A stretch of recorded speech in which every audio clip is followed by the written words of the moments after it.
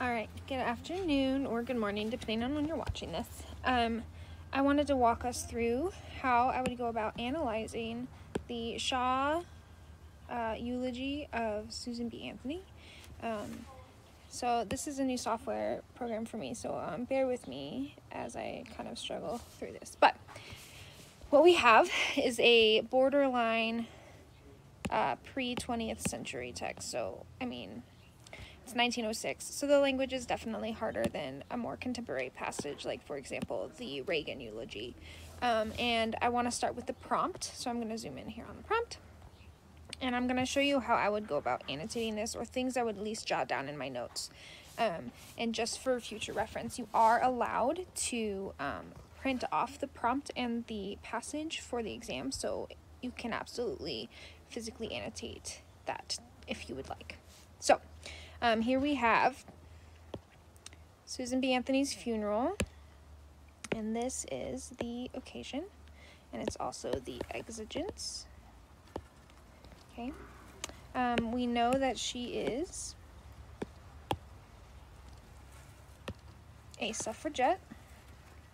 We know this is in New York in 1906, and we know that Anna Howard Shaw is the speaker.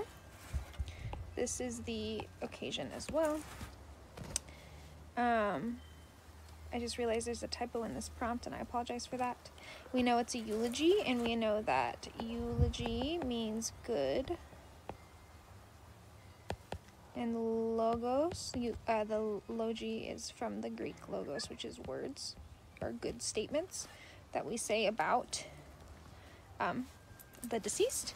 And we know then from the prompt that Anthony is a social reformer and women's rights activist. We know that probably in general. We know that Shaw is also a fellow activist. Okay, and this is just more information about kind of her role as a, strong female presence in this particular time era. We know that it was attended by many prominent members of the National American Women's Suffrage Association, so we can label that as audience. And then we can have, we have the speaker, and then purpose. Okay, so we know it is to convey her message that Anthony's cause is a universal one, and so this touches on meaning and purpose.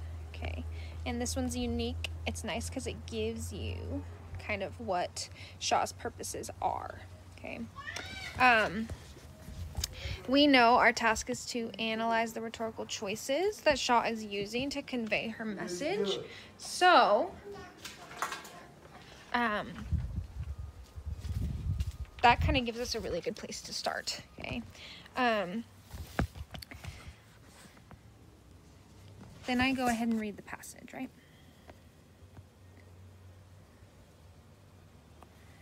And we annotate as we read, all right? And so I'm kind of using what I already annotated here. Your flags at half-mast tell of a nation's loss, but there are no symbols or no words which can tell the love and sorrow which fill our hearts, and yet out of the depths of our grief arise feelings of truest gratitude for the beauty, the tenderness, and the nobility of example of our, and I think that's supposed to say fearless, I'm so sorry for the typos, our fearless leader's life. Okay, so there is hyperbole here to express grief, and we see that in this half-mast, nation's lost, no symbols, no words, grief, truest gratitude, beauty, sorrow, love, tenderness, nobility, all that. Those are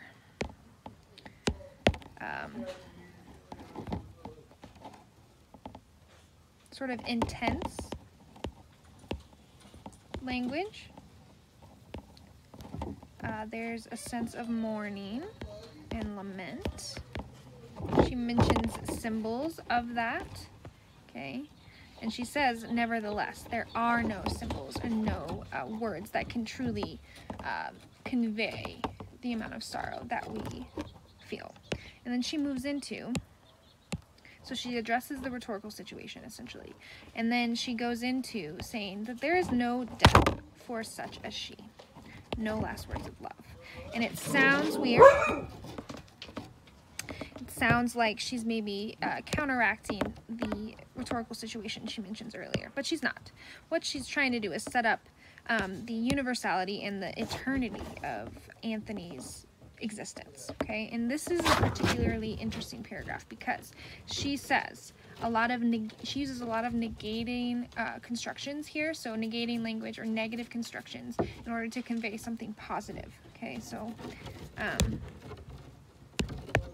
negative to convey the positive. And the negative is that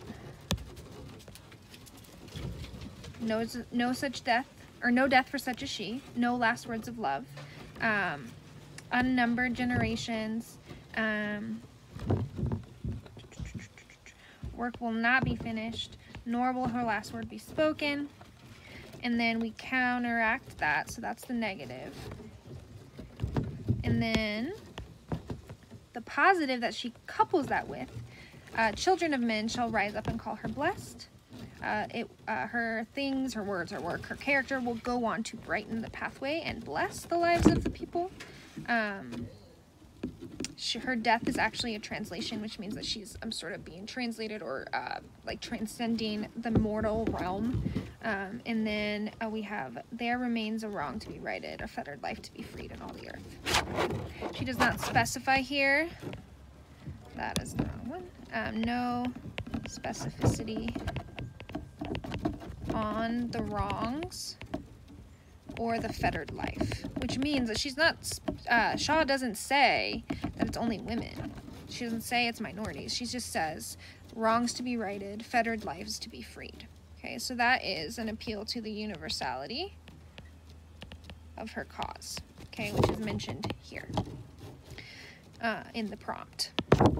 So, if we want to talk about breaking this off into sections, section 1, and I'm going to change the color here to black.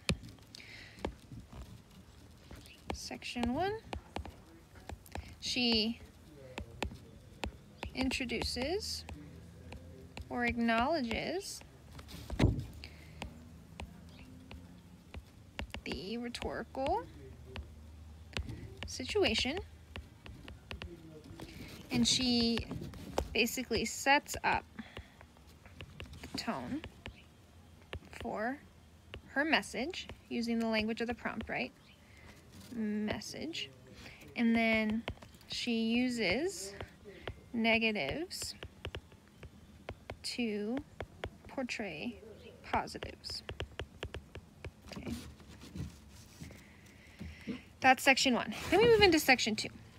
Okay, and the things that I noticed first. You do well to strew her bier with palms of victory, and crown her with unfading laurel, for never did more victorious hero enter rest. Palms of victory.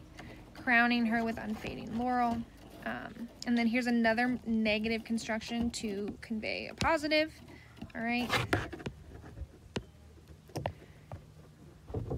Obviously, you do not have to use these colors, but this helps me visualize, okay? And what she's doing here, it is an appeal to Anthony's character,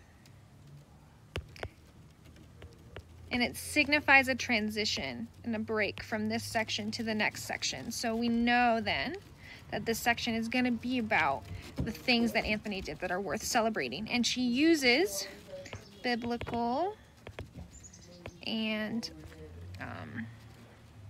laudatory diction. Okay? So when we talk about palms of victory and unfading laurel and crowning her, that's all from scripture, from biblical scripture. So Jesus rode in on a donkey on Palm Sunday, and he was greeted with palm fronds or palm leaves. Okay, and he was a savior to this people group. So she is equating him with Jesus's arrival into place where he ultimately dies and saves people, right? And then crowning her, again, crowning her is like a royalty thing, and we talk about the crown of thorns that Jesus wore on his head when he was crucified. And then laurel is literally like a laurel crown. It's a celebratory plant that symbolizes sort of being elevated or celebratory things, which echoes in our victorious hero, enter into rest. And when we say enter into rest, that is a euphemism for dying. So she's avoiding that harsh language while still acknowledging, like, yes, she's gone from the physical realm, but these are all these things that are wonderful, okay? And so we really want to characterize this section all the way down to the therefore. This is section 2. Celebrating Anthony's contributions and character. And we get this feeling that she is unparalleled, okay? And she is a savior or messiah because of the biblical language, okay? And that parallels, again, like her universality and eternality. I don't know if that's a real word, but basically by comparing her to Jesus here, she's echoing what she says up here, right? There's no death for such as she, just like there was no death for this guy named Jesus. She will live on. Her work will not be finished. It is a sacred work, okay? And this whole section there, it kind of echoes that same sentiment, okay? So I'm gonna go ahead and highlight a couple important words here, and I'm actually gonna circle them because I think that'll be helpful. Real beauty, true life, okay? Obviously she was well poised, harmonious blending, diverse elements, merging a keen sense of justice with deepest love, masterful intellect, tenderness of emotion. So these two things, these are opposites in a lot of ways. We talk about masterful intellect versus being highly emotional, and what Shaw is doing is saying, like, look at how she's able to blend together all of these different traits into one holistic person, okay? Splendid self-assertion, perfect self-surrender. When we talk about realization and self-realization, she was incredibly sure of who she was. She demonstrated a divine principle, truest self-development, hand in hand, and then arduous service for others. So selfishness and service for others are combined here. When I say selfishness, I mean it in this way. Self-development and service to others to her were interchangeable. Okay, so this particular paragraph, if we were to kind of summarize what it says, Anthony was a fully integrated and holistic person focused on others, okay? And we're going to guess then that as we continue into the later paragraphs in this section, we're going to see the same general idea, okay? And that is exactly what we see. Harmoniously developed character. Living soul, individuality was blended into oneness with all humanity. She lived, yet not she. That is a paradox. Oh, and I did not mean to erase that.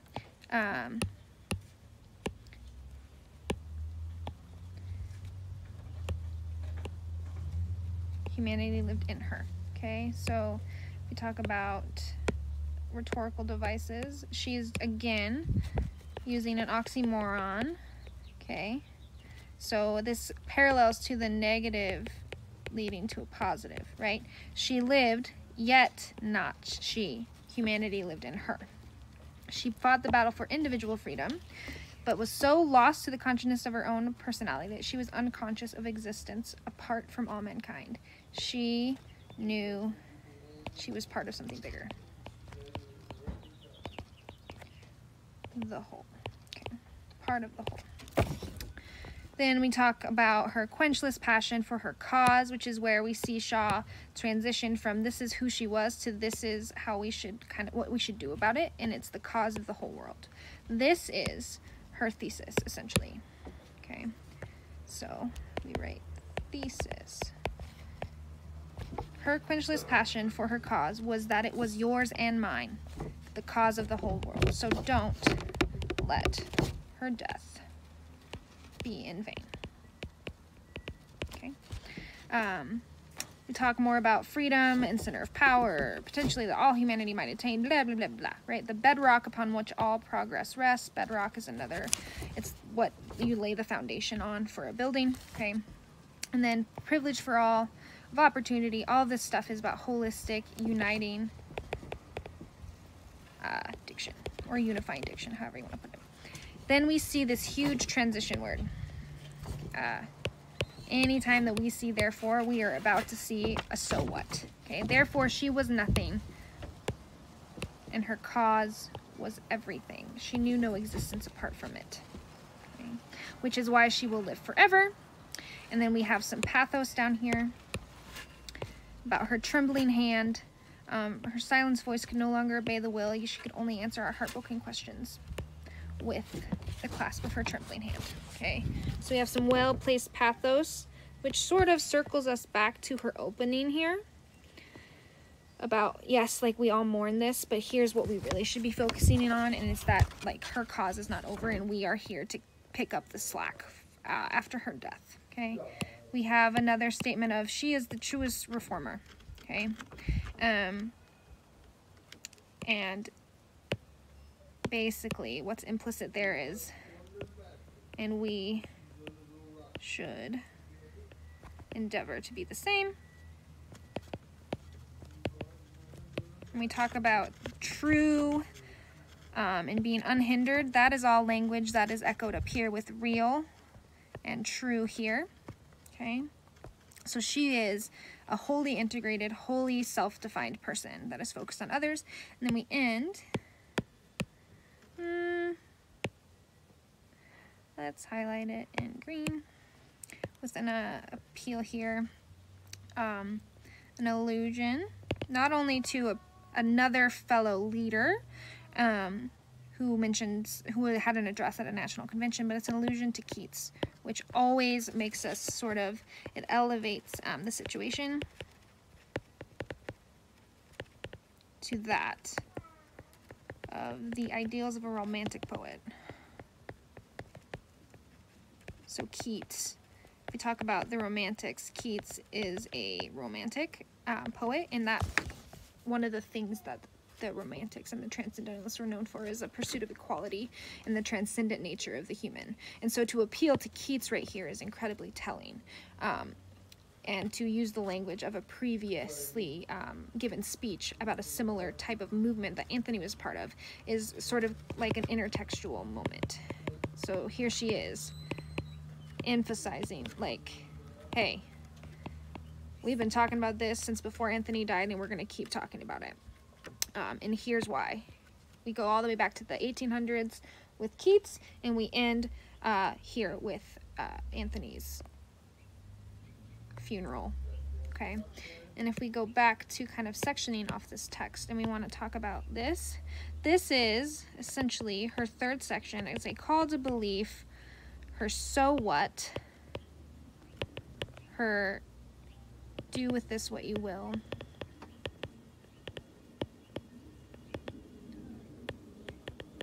but don't let her death be in vain. Okay. So that's a lot, right? There's a lot to work with here. And we're talking about the strategies that we've been discussing since I came back from leave last semester. If we put this all in a sort of rhetorical triangle, that is the best way to sort of see how this functions holistically. So we have Shaw, the fellow suffragette, as the speaker. It's important that we know she's a fellow suffragette. She's a friend, okay? Hence the emotional language. And then for our subject, we have Anthony's wholeness and integrated personality. We talk about someone who's integrated as far as their personality. It means that they are fully functional and can unite all of the seemingly conflicting parts of themselves in a good way. And then also we talk about Anthony's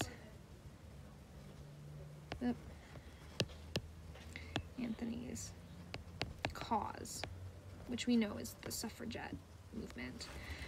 We talk about her exigence, the urgency or the urgent need or event or situation that prompted this speech. We know it's Anthony's death. That one's pretty easy. I don't know what I'm writing. But not all texts are going to have that easy of an exigence. And then we talk about it being 1906. The 19th Amendment, which granted women the right to vote, was ratified in 1920. It was in the works in 1919, but it wasn't ratified until 1920. So we have 14 years still of work to do after Anthony's death. It's in New York. Okay, and it's obviously amid the suffragette movement. Okay, so that's the occasion. And I always spell occasion wrong. I think that's wrong, but whatever. Okay, and then our audience, we have fellow suffragettes. And I'm just going to put the NAWSA because I'm not going to write that whole thing out. And the loved ones of Anthony. Okay. And I meant to do that in a different color, so we're going to just highlight in yellow so we can separate it from the exigence. So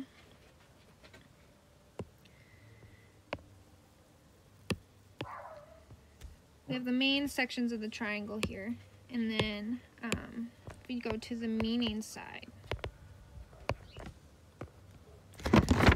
her main message that she's conveying, we know from the prompt, but essentially, don't let Anthony's death be in vain, because her cause is all of our cause. And when I say ours here, we know that that means universal. So this is her assertion, her message. Okay, and the prompt asks us about message. Okay, and then we need to go into her subclaims. How does she go about convincing us of this, or convincing her specific audience? Okay, so her first subclaim, and this is where we talk about sections. Okay, her first subclaim is in section 1. Her second subclaim is in section 2. And then we have her end, or her conclusion, which has a claim or a purpose in and of itself. So, based on our annotations, we know that the way that she progresses, her pattern of development here, which is part of how we structure our analysis, is that, yes, we mourn, but need not wallow.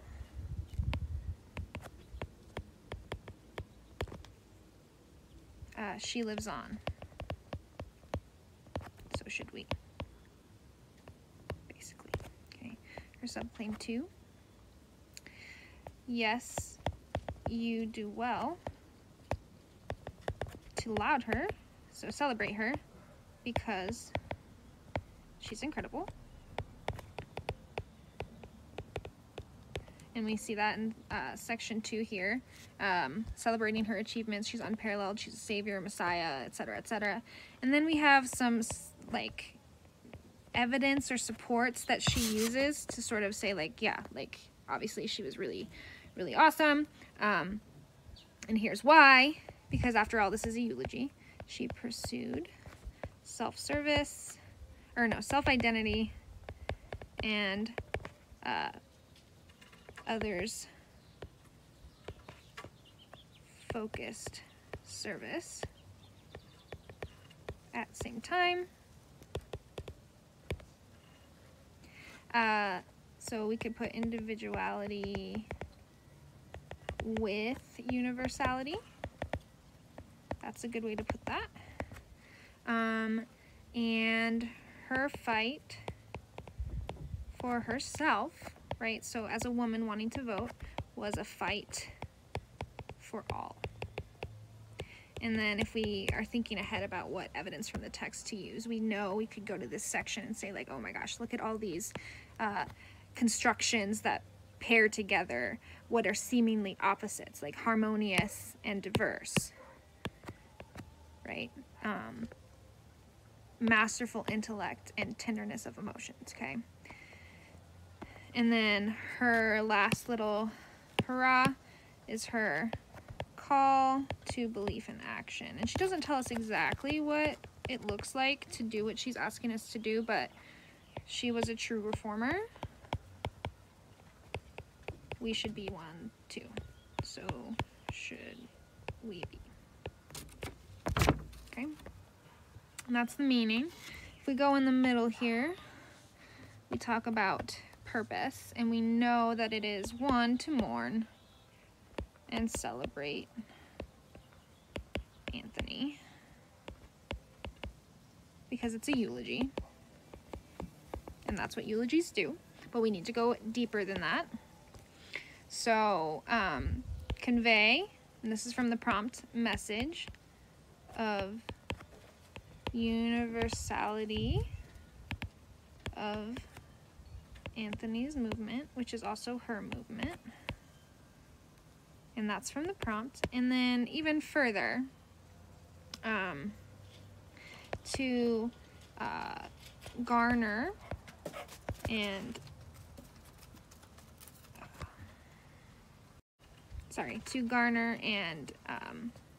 gain support, so that women get the right to vote, right? And we talk about the mode, right? So we talk about her pattern of development. She moves from the mourning or the pathos or the cause to action, ethos, effect. So she's dead, she died, we're sad. She rocked. She lives on. So do we. Let's get to it. Okay. And the mode here, I know that doesn't fit with any of the modes that we're talking about, but if we talk about pattern of development, this is sufficient here, because what you're seeing is a progression from an awareness of the rhetorical situation to an application of what to do with it. Okay. And then tone. And we could talk about her lofty diction. She's dignified, incredibly dignified. She knows her stuff. She's unifying. She's celebratory in a way because, and I like laudatory, that's a $1 million word. She's defiant. That's a good one. She's certain. Those are all words that characterize the suffragette movement as well. And we know that tone is conveyed via diction and syntax and imagery. Okay. And so that brings us to our discussion of the stylistic choices. So this is where we go back to the prompt and we see that we are asked to analyze the rhetorical choices. That is style. Okay, and we know we already annotated the crap out of this text, so we know we have a lot to work with. So let's jot some of these down. I have negating constructions to convey positive situations or traits. And we've already annotated that, so I'm not necessarily going to put them here, but we go back and we see that that's paragraph 2 and 4. We have biblical language, religious language that equates Shaw to a Messiah. And remember, that was the palm, crown her, laurel, etc. We have her lofty and dignifying diction when she discusses her friend Anthony.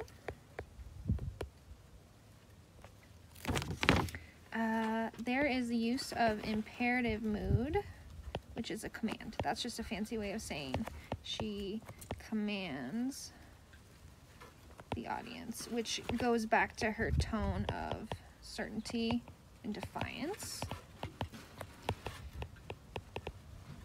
And we see that imperative mood. Let's see if I can find it here, because I have it written on my physical copy. It is in paragraph 3, and I will highlight this in green so you guys can see it. And it is that not only, oh, it's here, right here. She's saying that not only, like, she's not stating, oh yeah, you do well because this is what you're already doing. You do well too. Makes it sound like you're already doing this. Good job.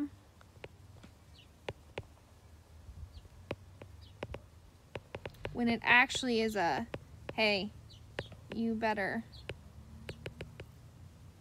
celebrate her. Okay?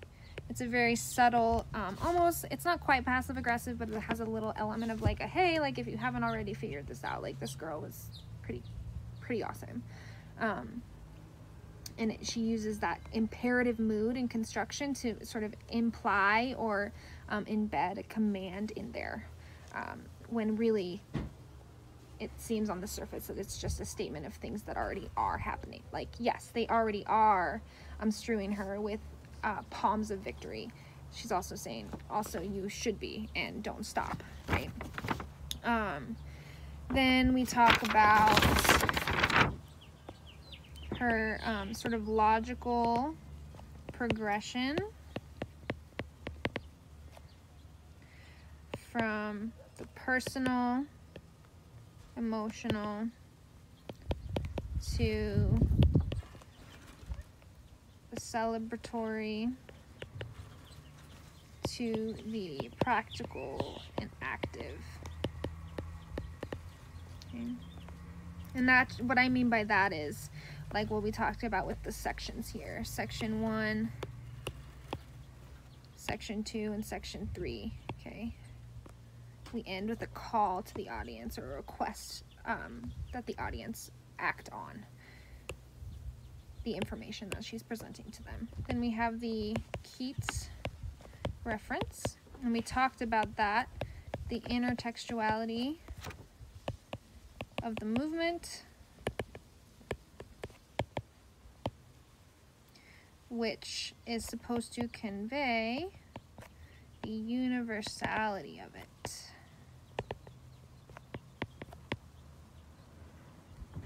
Okay, if Keats was talking about it, and then a fellow suffragette, Dean Thomas, was talking about it, then obviously this is something that transcends just what Shaw and Anthony care about. Okay, and then we talk about logos, ethos, and pathos over here. And we also mention her bias. In this case, she's speaking to a lot of people who agree with her, so her bias isn't really super problematic for this particular rhetorical situation. Okay, because she's speaking to people who agree with her. She's almost preaching to the choir, which is why she doesn't need a whole lot of logos, because they already knew her. They know her, and they know Anthony. Okay, so she didn't really need to prove the facts. Like, they already knew this about Anthony. So she focuses, of course, on building up Anthony's character. Not in order to prove it, but in order to remind them. And then the pathos is, and we see this in paragraph 2, in that whole section 2, really. And then pathos we see most predominantly, it's throughout, but paragraph 7 is incredibly pathos, and it's the only time she really humanizes Anthony, is right here, the trembling hand. Okay. And her bias is obviously she's a suffragette, a woman who, how audacious, would like the right to vote.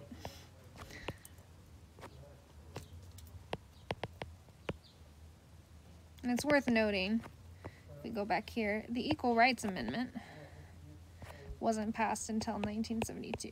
So this has been a long struggle, and she doesn't know this yet, but she absolutely needs to have given this sort of pep talk, because the struggle would be long and hard. Even though we got the right to vote 14 years after this, it still is a long ways away from the equal rights movement. Okay, so this is all obviously a lot. You're not going to make this rhetorical triangle when you're doing the exam, but you are going to keep these things in mind.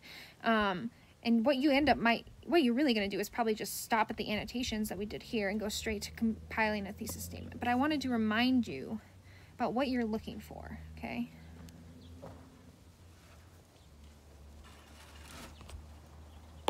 I have no idea why I did that. Anyway, so then we talk about outline and the précis.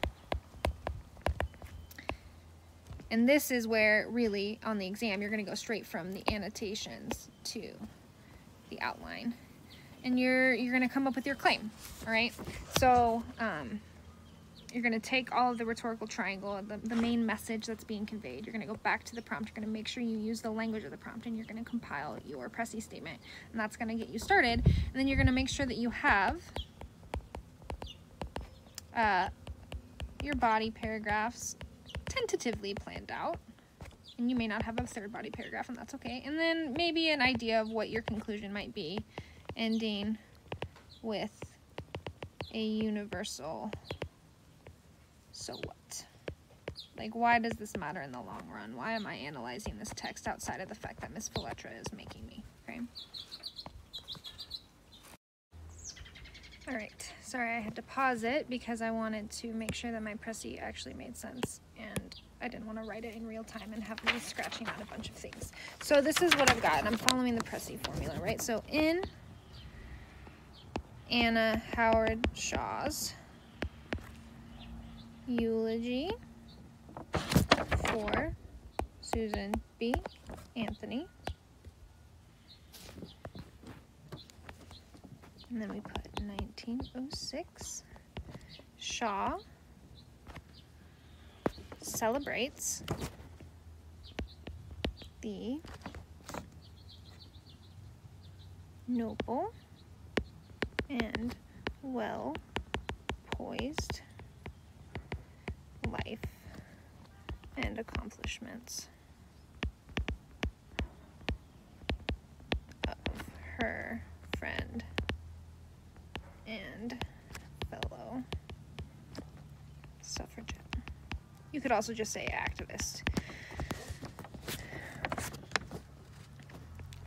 All while convincing her audience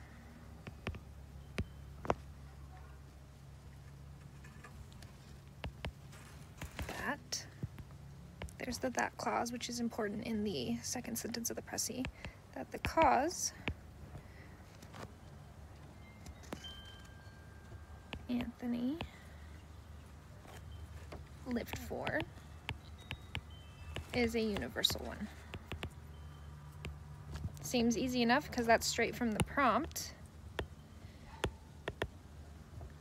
I'm gonna get this out of the way because we'll need more room for my précis. Was a universal one. Okay, that's the second sentence of, the first sentence of the précis. I misspoke earlier. I said that's what is important in the second sentence. You need the that clause in the first sentence. Okay, so this is where you state the message and purpose of the speaker. And then you move into the second sentence, which is where you talk about the how. Okay, so this is how she, one, celebrates the noble and well-poised life of her friend, which is one part of the purpose of the eulogy, and then the second part is convincing her audience that the cause she lived for was a universal one. Okay, most rhetorical speeches like this have a sort of a multifaceted purpose, especially when we are talking about a eulogy. And then the second sentence is the how. So Shaw portrays Anthony as a messianic savior, a reformer, in the truest sense, and that's from paragraph, I can't read, 7. You would normally do line numbers, but I only gave you paragraph numbers here. And elucidates or makes clearer or outlines Anthony's astounding integration of identity, of self-identity, sorry, and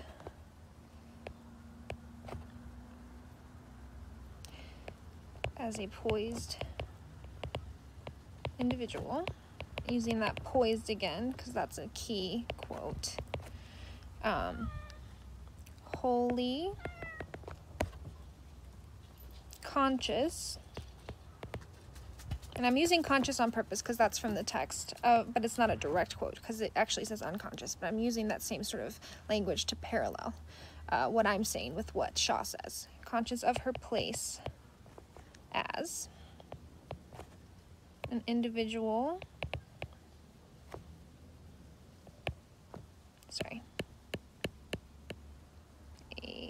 an individual with rights, actually, yeah, that does make sense. Rights, who exists as part of a whole.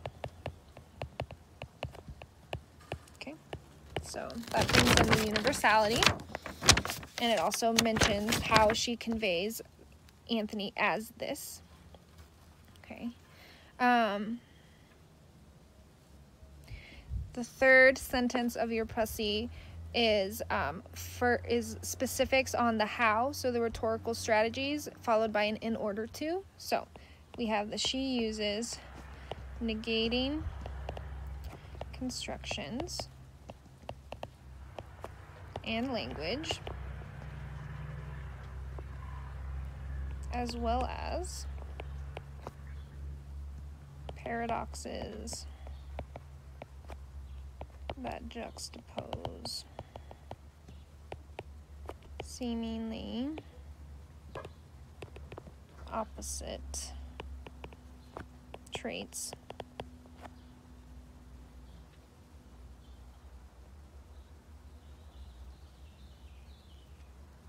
that emphasize Anthony's wholehearted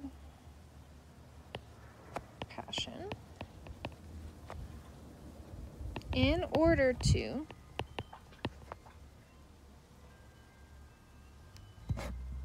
encourage the audience to take up the mantle. And by mantle, that's like an idiom, right? About picking up, sort of having the baton passed to them, right? And then we end with a statement of audience because that's relevant to this particular analysis. Oops. Shaw speaks to an audience full of fellow activists, women who loved Anthony and would continue to fight for their right to vote for almost 15 more years.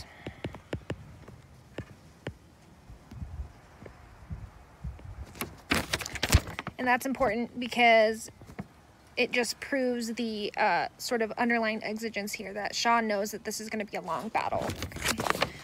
Okay. Addressing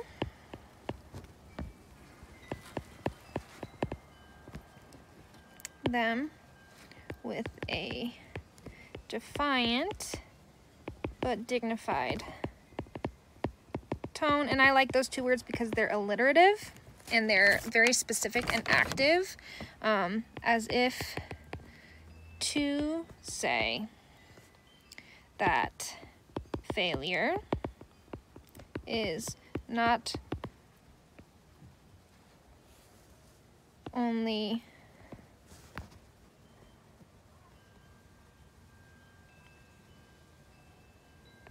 avoidable, but is impossible. And that's from the last paragraph, the quote from Keats, right?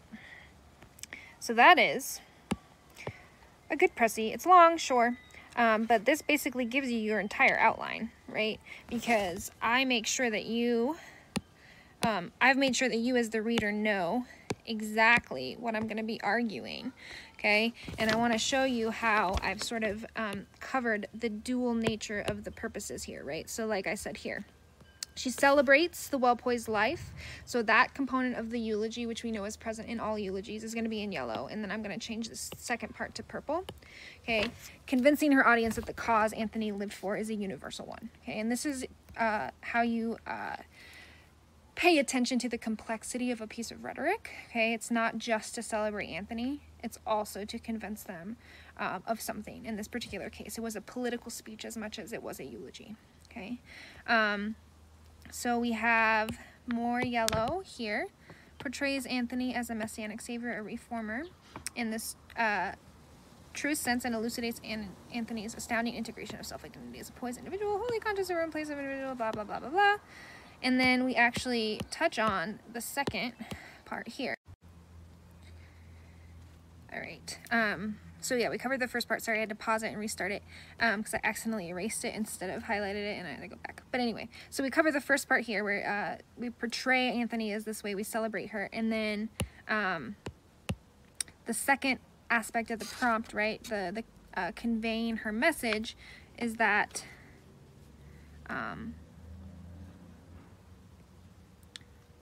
exists as part of a whole. Okay. And then we talk about negating constructions in language as well as paradoxes that juxtapose seemingly opposite traits that emphasize Anthony's wholehearted passion. And this is where it gets kind of nice. You are double dipping here. Okay, in order to, and this actually is all double dipping, in order to encourage the audience to take up a mantle. Okay, and then this last part where it addresses the audience is all the purple. This is all the conveying her message, right? So by the end of it, we have a holistic paragraph, and we know that we can talk about paragraph 1. We can kind of focus on section 1, right? So if we go back to our annotations, we don't even really have to do an outline if we already have these kinds of annotations, but we could do paragraph 1 is about section 1, right? And that is acknowledging the rhetorical situation, and I just put triangle there because that's how I am shorthanding it, and then acknowledging the emotion, maybe, and then she moves into paragraph 2, section 2. You talk about the celebrating Anthony's contributions of character, her savior and messiah being equated there, and then the universality and eternality, right? So these juxtaposed words. So when we talk about it here, paragraph 2 is going to be like about this part right here. Okay, so section 2, Anthony as Messiah, juxtapositions, and then here you could even talk about the negating constructions in paragraph 1, and then you could continue that down here because she continues that. And then paragraph 3, you could discuss her discussion to the audience, and the tone that she uses and the diction that she uses to create that tone. And then your conclusion is an extension of the why she addresses that audience, and that is they are going to be fighting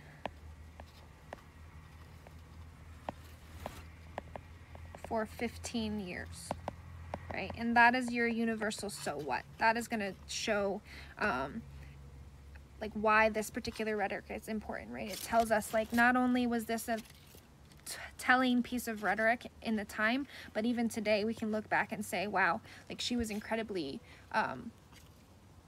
had an incredible forethought and was able to really see like, look, we're going to need a lot of passion and vigor and hope and defiance and clarity and certainty in order to fight this battle, because it is going to be a long one. And we look back on it and we realize that is kind of what you need for every movement, right? We need this defiance and certainty and passion for any movement calling for change, right? And that is the sort of like big so what. If you end there, that is like super sophisticated argument right there, because it's going to be able to show that you have an awareness of the nitty-gritty rhetorical situation, right? But right here, but you also can see like why it matters in the long run. Okay, hopefully that's helpful to you. I know it's crazy, it's a lot. Obviously this was a 51-minute video, and that's mostly because of how much time we spent here. You are going to be spending it all here, and then on the writing. Okay, hopefully this is helpful for you.